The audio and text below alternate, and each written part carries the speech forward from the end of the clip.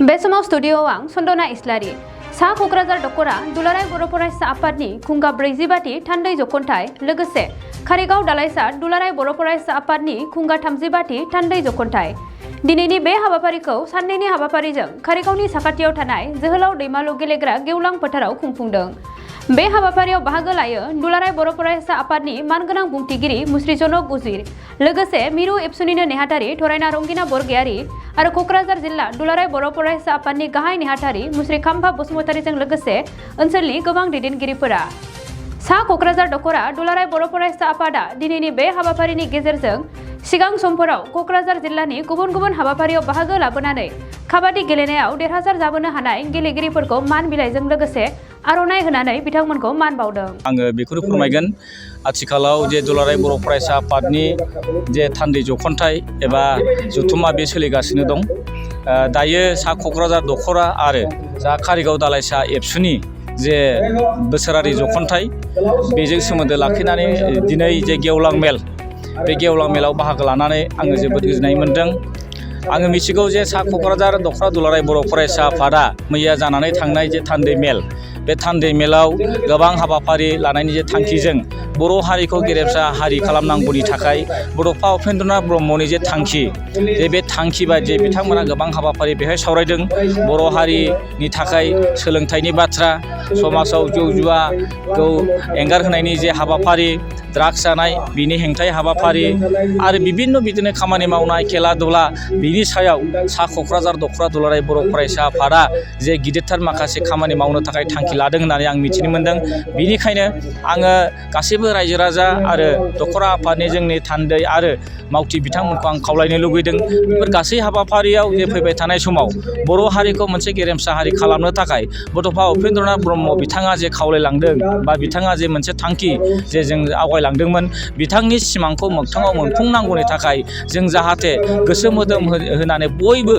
जाहाथे बेफोर गासै हाबाफारियाव बाहागो लालायगोन आरो गमामा बड'फानि सिमाङा जाफुंसारगोन बे मिजिंजों आङो गासै जोंनि रायजो राजा आरो दुलाराय बर' फरायसा आफादनि मावफारिया बिथांमोनखौ आङो बे समाव खावलायनो सानो। आफादाव जे जों टटेलि बे गोबाव बोसोरनिफ्राय जोङो मोनसे चेलेन्जिं मोनसे थासारिजों जोङो चेलेन्ज खालामबोदों।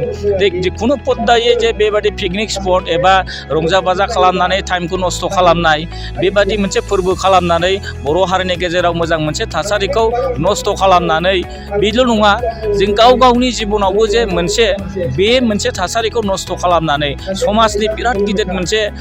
गाज्रि मोनसे परिबेसखौ क्रियेट खालामो। बिनि थाखायनो दुलाराय बर' फरायसा आफादा बेवहाय अखल जोङो क'क्राझारनि खोथाल' नङा, चिरांनि उदालगुरिनि खोथा नङा, सारा दुलाराय बर' फरायसा आफादानो दखरा जिल्ला गासिबो जाहाथे बेबादि लोंनाय जानाय एबा पिकनिक जानाय लावखार ओंखाम जानाय बेबायदिखौ बेबायदिखौ बन्द' खालामनांगौनि थाखाय जों दुलाराय बर' फरायसा आफादा गोख्रै नाजादाबदों आरो बेबायदियैनो माखासे समसिम जों दुलाराय बर' फरायसा आफादा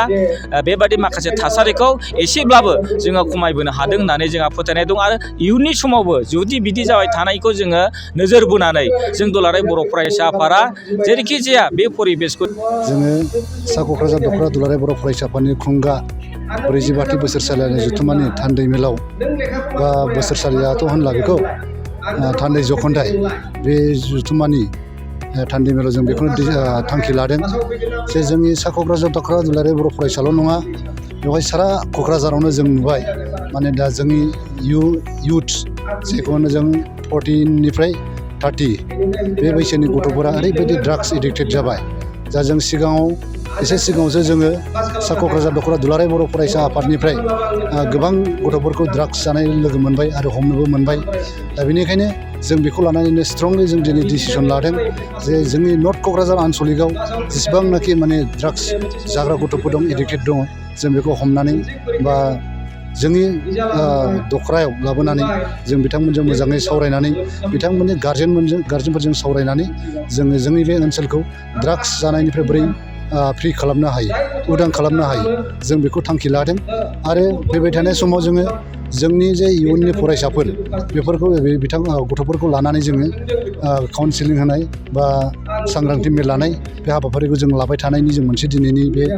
थान्दै मेलनि गेजेरजों जों थांखि लादों आरो जोंनि बे गामि गामि रायजो राजाफोरजों थांनानै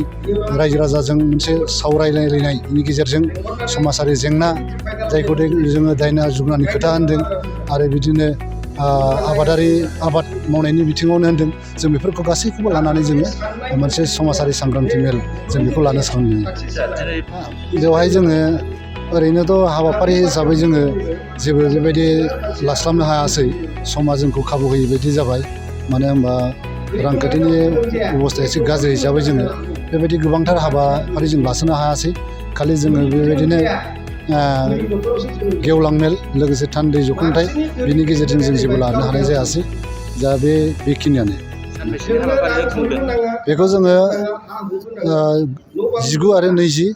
डिसेम्बर बे साननैखौ लानानै जोङो साननैनि हाबाफारि लानानै जों बे जथुम्माखौ खुंनाय जादों नोंथांमोननि थाखाय बेखेवबाय गियाथि गाउन बान्सबारि रेन्ज मानास नेशनेल पार्कआव समायना दावराय जंगल रिजर्ट बे रिजर्टआव नोंथांमोना jeep ride elephant ride tea tower river rafting village visits फ्रिबेलि इथनिक फुड माल्टी कुजिन बायदि बायदि सुबिदा थागोन बुकिं खालामनो आरो गोबां मिथिनो थाखाय फन खालामनो हागोन 6900226214 9954961665 8638360282 9859161912 दावराय जंगल रिजर्ट मानास नेशनेल पार्क गियाथि गाउन क'क्राझार गोजोननि नोगोर तितागुरि part 2 opposite NRL petrol पाम्पआव Rishi Kumar मोसाहारिनि फ्ल'रिस nursery बे नार्सारियाव बायदि रोखोमनि समायना बिबारफोरखौ फालांगि महरै खम बेसेनावनो नोंथांमोनहा मोननो हायो ऋषि कुमार मोसाहारिनि फ्ल'रिस नार्सारियाव गासैबो रोखोमनि बिबार गायनायाव गोनांथि जानाय आगजुखौ गोरलैयैनो मोननो हायो बेसेन लायाबालासिनो न'सिम दैथायहरनायनिबो खाबु दङ लोगोसे फरायसा आरो लाइमोनफोरखौबो बेवहाय सोलोंथाइ होनाय जायो गोबां मिथिनो थाखाय कन्टेक्ट खालामनो हागोन नैबे नम्बराव 6009091992 ऋषि कुमार मोसाहारिनि फ्ल'रिस नार्सारियाव एक्टिभिटिस बायदियै produce and sell all kinds of horticultural planting materials and gardening design. Impart training to all students and educated unemployment youths, home delivery and door-to-door service free. Again, contact number 6003909192.